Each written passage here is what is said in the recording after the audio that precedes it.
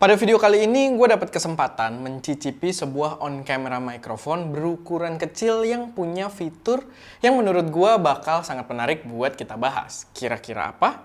Kita akan bahas setelah intro dulu.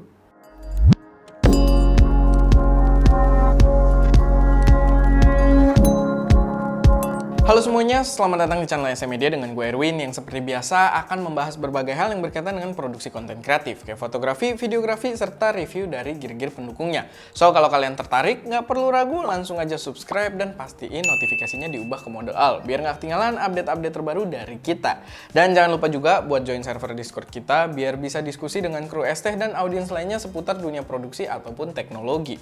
Buat yang tertarik, linknya udah ada di deskripsi. So, pada video kali ini gue kedatangan sebuah produk on-camera microphone kecil dari brand DT, yaitu adalah DT D4 Mini atau D4 Mini, yang harga internasionalnya itu dijual seharga 50 US dollar. Buat yang belum familiar, gue jelasin sedikit dulu buat intermezzo. Jadi DT sendiri adalah brand pecahan dari Aputure yang berfokus pada peralatan produksi di ranah audio. Dan memang lebih spesifik lagi adalah mikrofon. Mereka udah cukup lama sebenarnya memfokuskan pasar mikrofon profesional untuk video production atau filmmaking, cuman sayangnya memang sepak terjangnya belum sebesar itu di Indonesia. Tapi kalau kita berbicara di pasar global, mic ini punya positioning yang kayak brand Aputure, memang kayak brand induknya, yaitu menawarkan harga yang cukup affordable, memang bukan yang paling affordable, tapi cukup affordable dengan fitur yang luar biasa profesional. Emang sebenarnya Aputure dan DT sekarang nggak bisa dibilang produk low budget juga sih, karena mereka udah menjadi trendsetter dan selalu menawarkan fitur yang profesional banget.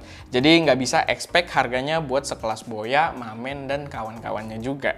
Di studio kita juga ada beberapa mikrofon DT yang sering banget kita pakai. Kita ada 2 buah DT D3 Pro yang biasa dipakai buat bikin segmen talk aja atau segmen podcastnya ST Media. Lalu ada DT D4 Duo juga yang bisa pick up suara ke arah depan maupun belakang. Yang gue saranin kalian cek juga reviewnya karena itu mic yang menarik juga.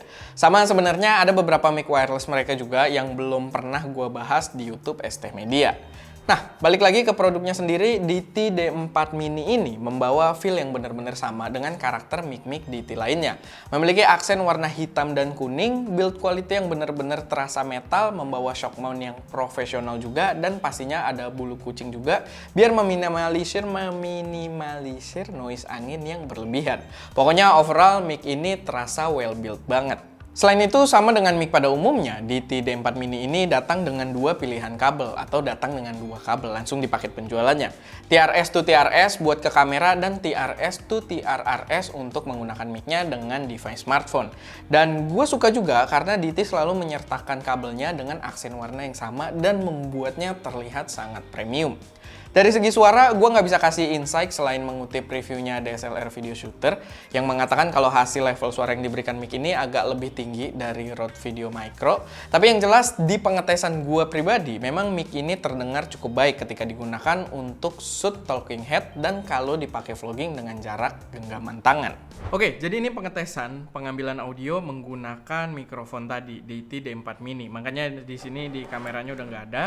Kita udah gantungin, sekarang ada di atas sini, nggak terlalu jauh, tetap diusahakan cukup dekat. Tapi kalau suaranya mungkin tidak terlalu terfokus, ya cukup wajar karena sebelumnya pakai clip on yang ada di sini. Sekarang kita pakai condenser.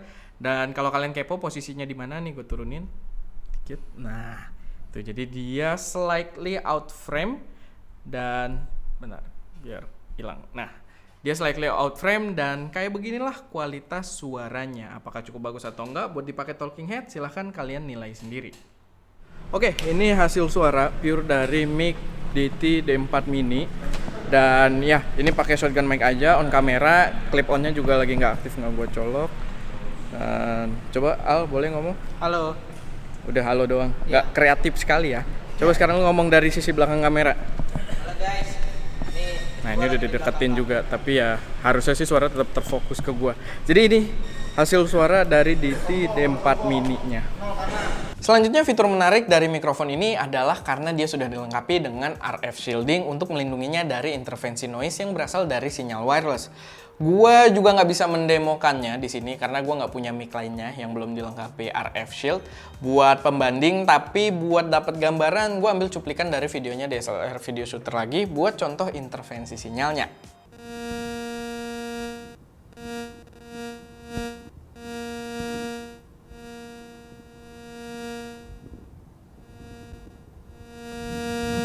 Dan memang hal tersebut terbukti juga noise-nya tidak muncul ketika gua coba buat deketin dengan device wireless microphone punya gua.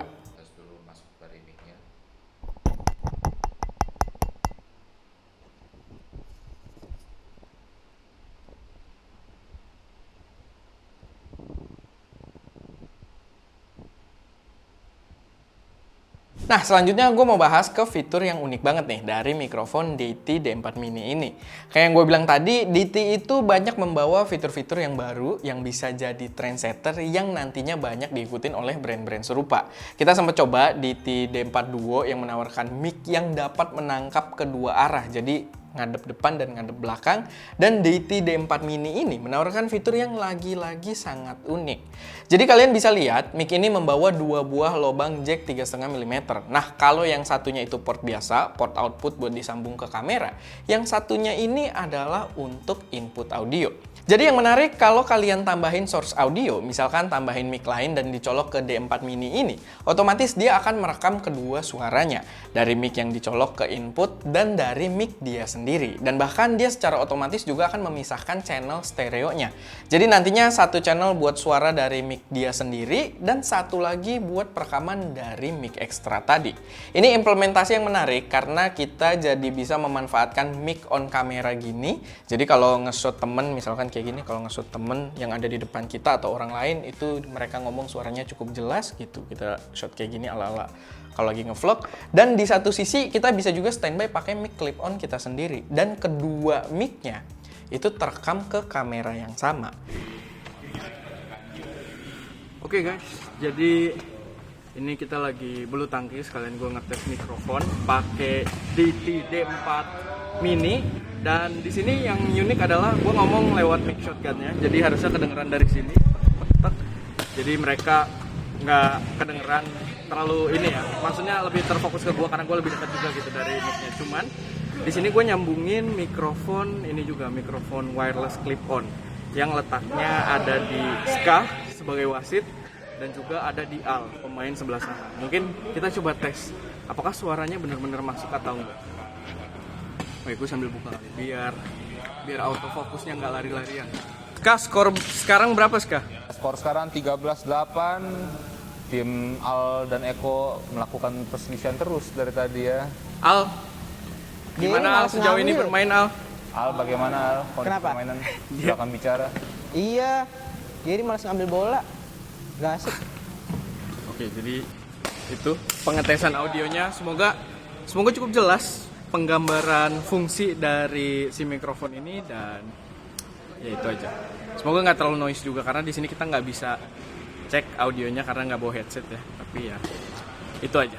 Oke, jadi ini kita masih melanjutkan permainan dan gua beralih ke sisi belakang layar ya, ke sisi belakang kamera. Jadi mikrofonnya gua ngadepin ke belakang biar suara gua tetap jelas kalian dengar.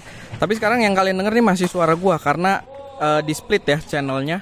Dan sekarang gue bisa aktifin suara dari Ska dan juga Al.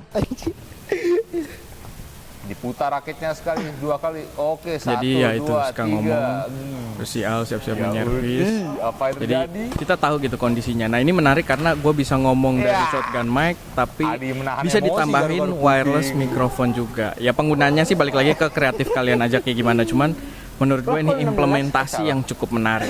Wasitnya blunder, maaf. Sebenarnya banyak sih potensi kreatif dari adanya input ekstra kayak gini, dan praktek penggunaannya balik lagi ke kalian masing-masing juga. Banyak praktek yang bisa dilakukan gitu. Cuman konsep fitur tersebut menurut gue sangat menarik dan memang bisa sangat berguna pada workflow tertentu. Apalagi dengan channelnya dipisah, kita punya full control juga atas audio-audio yang mau masuk ke video kita.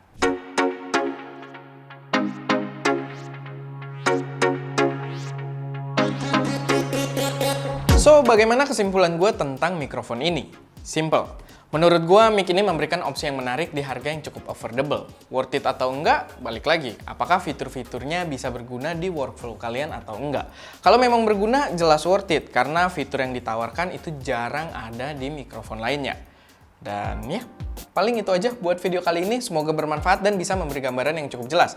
Kalau ada koreksi, saran, atau pertanyaan, seperti biasa silahkan taruh aja semuanya di kolom komentar. Dan seperti biasa juga, jangan lupa buat like video ini kalau kalian suka, share ke teman-teman kalian yang mungkin tertarik, dan pastinya subscribe ke channel SM Media untuk mensupport kami terus memberi konten yang lebih berkualitas dan bermanfaat di masa mendatang.